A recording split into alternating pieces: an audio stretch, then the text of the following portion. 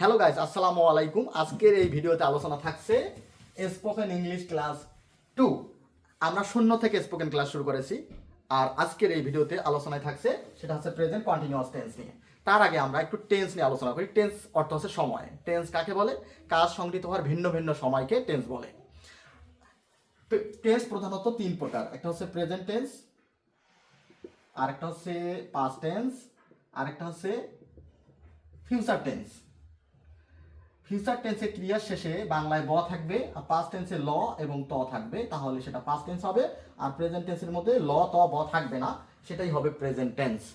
আমি যদি বলি আমি ঘুমাবো, আমি কলেজে যাব, আমি স্কুলে যাব, আমি রান্না করব, আমি লিখবো, এই যে ক্রিয়ার শেষে ব, তুমি লিখবে, সে লিখবে, আমরা সবাই লিখবো, এই যে ব বে বো, এই যে বেন, এগুলো যদি থাকে ক্রিয়ার শেষে, তাহলে অবশ্যই সেটা ফিউচার টেন্স হবে। আর পাস্ট টেন্স হবে ল এবং ত। আমি কলেজে গিয়েছিলাম, আমি ঘুমিয়েছিলাম, আমি রান্না করেছিলাম, তুমি রান্না করেছিলা, তুমি রান্না করেছিলে, সে রান্না করেছিল, এই যে ল লে লাম ত তে তাম যদি এগুলো থাকে তাহলে এটা পাস্ট টেন্স হবে। আর আমি যদি বলি আমি ঘুমাই, আমি কলেজে যাই, আমি স্কুলে যাই, আমি রান্না করি, আমি হাঁটি, এই যে এগুলোর ক্ষেত্রে কিন্তু কি ল বা ত ব নেই, তাহলে এটা প্রেজেন্ট টেন্স। যাই হোক, আমরা যেহেতু আজকে প্রেজেন্ট কন্টিনিউয়াস টেন্স নিয়ে আলোচনা করব, তাহলে প্রেজেন্ট কন্টিনিউয়াস নিয়েই আমরা বিস্তারিত আলোচনা করতেছি। প্রেজেন্ট কন্টিনিউয়াস টেন্স এর স্ট্রাকচার হবে সাবজেক্ট।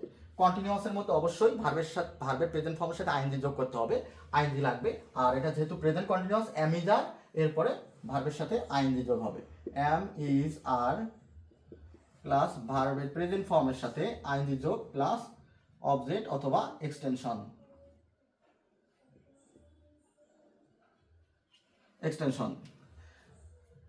এখন এই প্রেজেন্ট কন্টিনিউয়াস টেন্স কাজটা চলমান, রানিং থাকবে, একদম চলতেছে, এখনো চলতেছে, বর্তমানে চলতেছে, রানিং, যেটা চলমান কাজ সেটাকে বলা হয় প্রেজেন্ট কন্টিনিউয়াস টেন্স। আমি যে এখন কথা বলতেছি, আই অ্যাম টকিং। এখন যদি বলি তুমি কথা বলতেছো, ইউ আর টকিং। হ্যাঁ, যে কাজটা চলমান, যেমন আপনারা ভিডিও দেখতেছেন, তাহলে you are watching my video. তাহলে যে কাজটা চলমান, এই অবস্থা রানিং চলছে, সেটা হচ্ছে প্রেজেন্ট কন্টিনিউয়াস। আর প্রেজেন্ট টেন্সের মধ্যে কিন্তু অবশ্যই ল ব ত থাকবে না কিন্তু।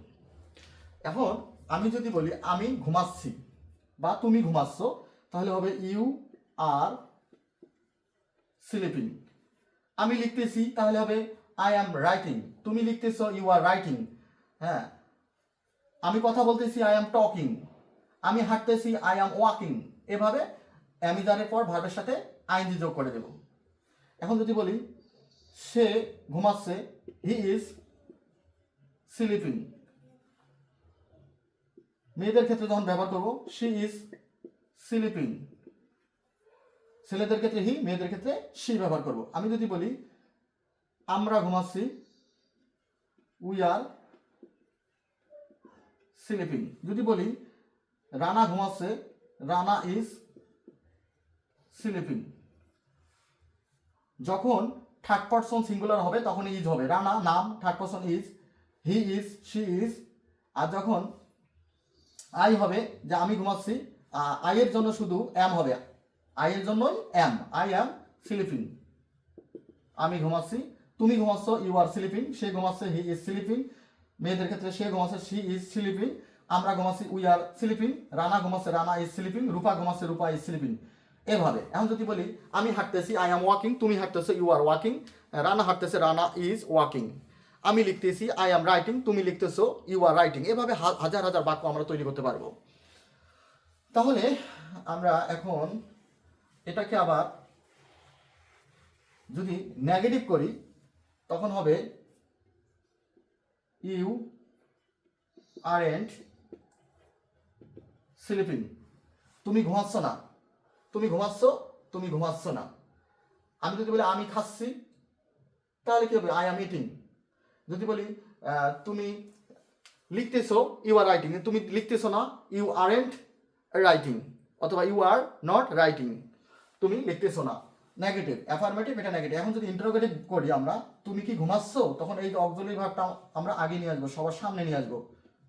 আর ইউ, সাবজেক্টটা পরে নেব, অক্সিলারি ভার্বটা। আর ইউ স্লিপিং, তুমি কি ঘুমাচ্ছ? এখন যদি বলি তুমি কি ঘুমাচ্ছ না, তাহলে আমরা আরেন্ট ইউ